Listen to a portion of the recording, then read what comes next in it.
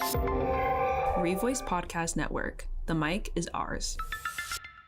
Welcome back to Revoice Reviews, guys. Episode 2. It is me, Caroline. And I'm Clara. We're back, and this time we are reviewing another fall movie, but it's a little different. Little murder mystery.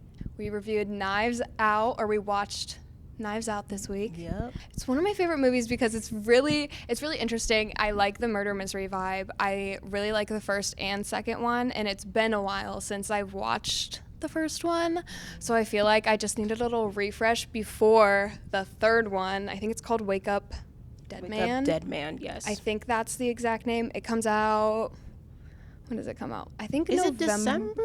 It comes out December 12th on Netflix, but November 26th in select theaters, I think. Yes, okay. This sounds like an ad. Check your theaters, guys. Check your See if theaters it's near coming out. Support your local theaters, actually. Yes, that too. But have you seen Knives Out before? Yes. This is, I would say, my second viewing of it. Always a classic. I find the humor really good. Yeah. I feel like the casting was also very good in that Stellar film. casting.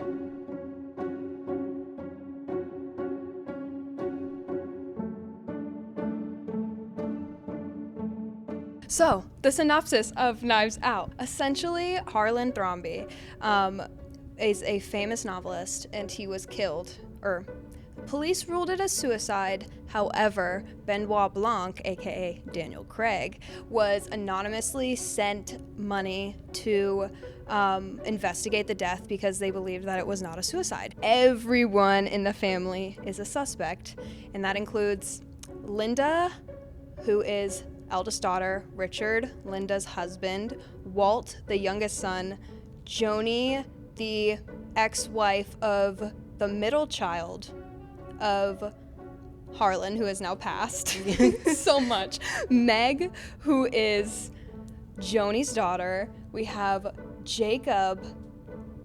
Oh gosh, I don't remember which one. He's one of the kids. I don't remember Was he who Walt's the parent kid? is. I think he might be Walt's kid. Yeah, he was Walt's. And then there is Ransom, who is Linda and Richard's child. And then we also have the housekeeper who found Harlan dead, who is Fran. And then we also have the nurse, Marta. With this investigation with this big family member, Benoit Blanc takes on Marta as his sidekick, pretty much, after finding out she pukes when she lies, which is Nasty, pretty crazy. but crazy, But very smart for a detective, obviously. He can figure out the truth fast. And also, he was trying to figure out who anonymously sent him the money to investigate in the first place. For a while, you think Marta did it because she accidentally drugged Harlan with morphine and essentially told her to run so he could stage it as a suicide. She actually gave him the right medicine, and someone else did it. Did you have any guesses? Ransom, I think when he initially starts becoming very close with Marta, that's when I started to become suspicious, because I was like, why are you getting close to her? Walt would have been a good person because he had a motive. He basically got cut off the family business. Richard, I thought he was so funny because he was just spilling all the beans right after Linda was like, I'm not telling you anything about what happened. Oh, yeah. My father is dead. That's a big note. These people hate each other. This is not, they have So messy. It's so messy. Everyone's throwing each other low-key under the bus, or just this person sucks, or that person's going through bills or whatever, or they were using Harlan's money. Everyone, I think, has their own different vendetta Yeah, against each other in vendetta, some yeah, kind of for way. sure. It's a competition of who's the favorite best, child. who's the Yeah, who's favorite. the best. There was competition, there was they all wanted to sort of win his affection and his love.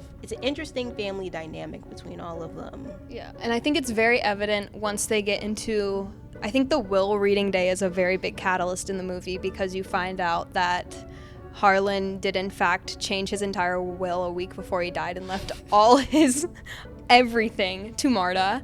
So that honestly brought them together, but prior to them finding out, you could tell within the will reading how separated each one of them were from each other in different ways. Sure. So once everyone finds out that Marta has been given all this stuff, then they all immediately start ganging up on her, Start swarming her and everything. except for Ransom, who actually was the way out. Ransom shows up only on the will reading day. He did not show up to the funeral, and when he shows up, they call him Hugh, his first name, and he goes, "Only the help calls me Hugh." Just keep that in mind, friends. But after that, they kind of go off together.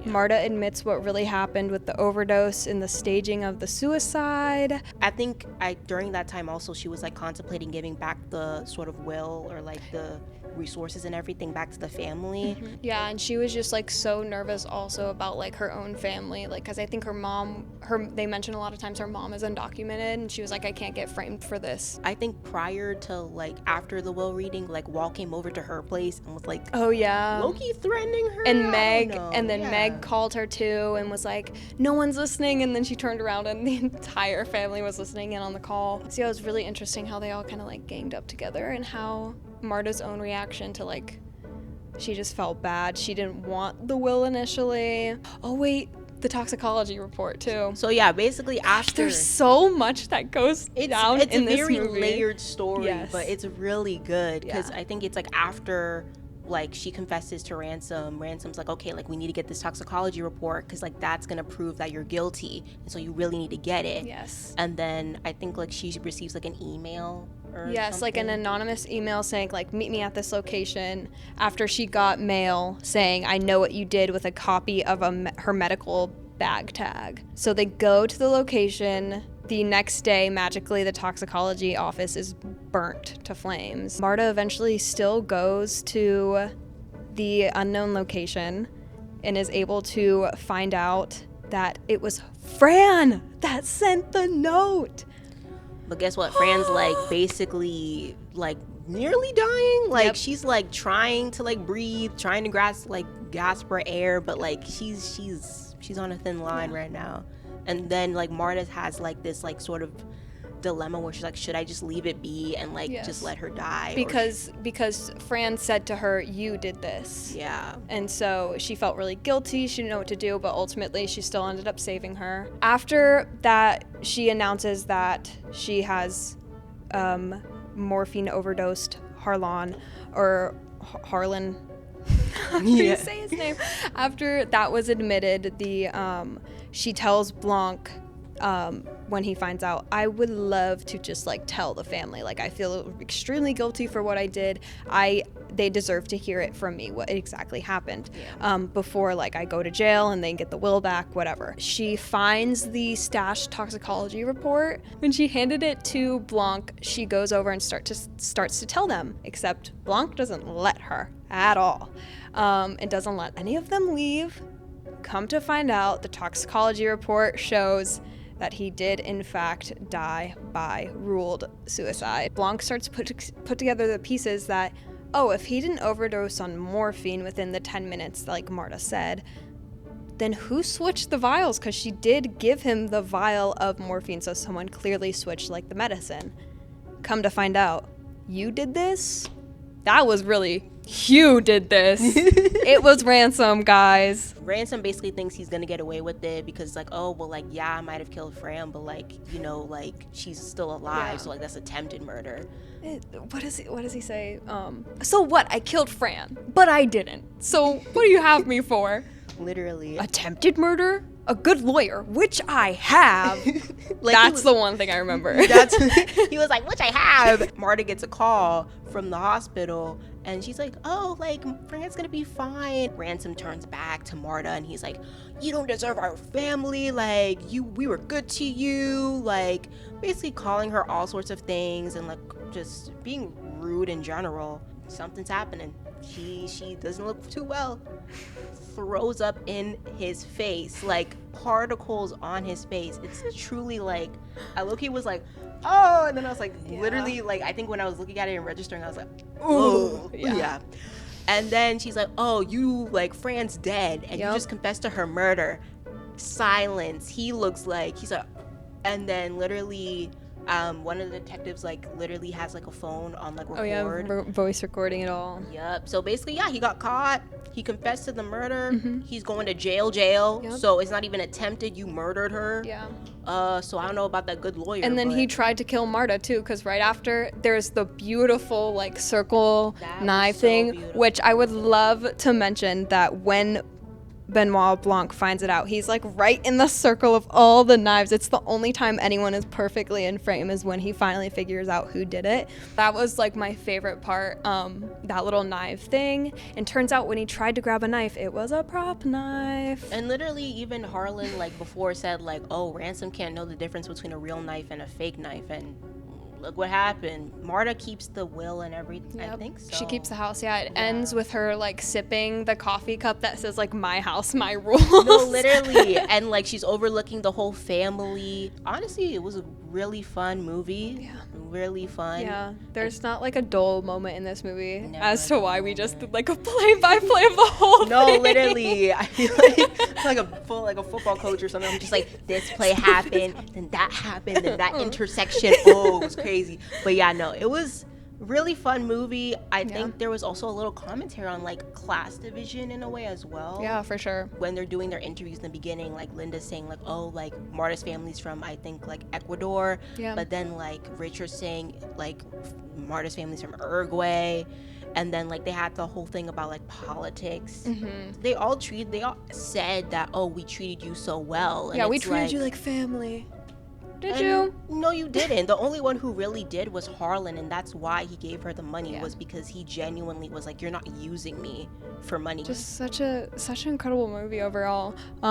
It actually grossed $311 million worldwide on a $40 million budget. I learned that today while researching, guys. Pretty crazy. And Forbes called it a rare box office triumph for an original movie in an article. Oh, true. In 2019, which I agree. There's a lot of like, I think Star Wars was probably out at the time too, so that's. There was a lot of. It wasn't a good Star Wars movie, but it's hard to compete with the blockbuster type of film. I think Endgame was also Yeah. out during that time, so Yeah. yeah, they were competing with a lot of like big blockbuster movies, but they Got a came out on top. 97% on Rotten Tomatoes too, and a 92% on the popcorn meter.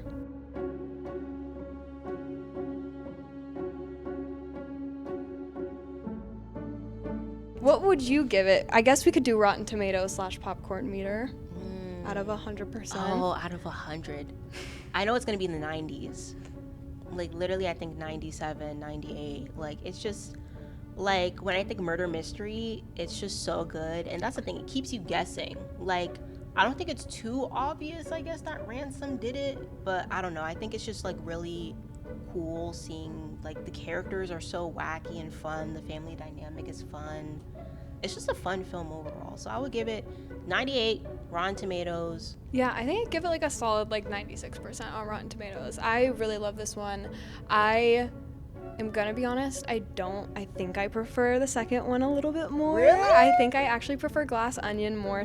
Yeah. I don't really know why. I really like that one. I think the cast probably, I'm a little biased towards the cast in that one. I love Leslie Odom Jr., I love Kate Hudson, I love Catherine Hahn. Janelle Monáe was good Janelle in Monáe that is film. so good in So that film good. too. Playing twins. Yeah. Spoiler. So yeah, I am biased to the cast, but I love all these. I love the films. I'm so excited for the third one. I hope they do this until Rian Johnson like runs out of ideas, because I feel like there's so many different ways you could do this type of movie. And that's in one thing so I many different appreciate versions. Yeah. about like the films is like it's a different cast, a different sort of crew, a new setting. Like it's in like never the same. completely different experience each time. No, But still with the same concept. It's so good. It's really good. That's all we got for you.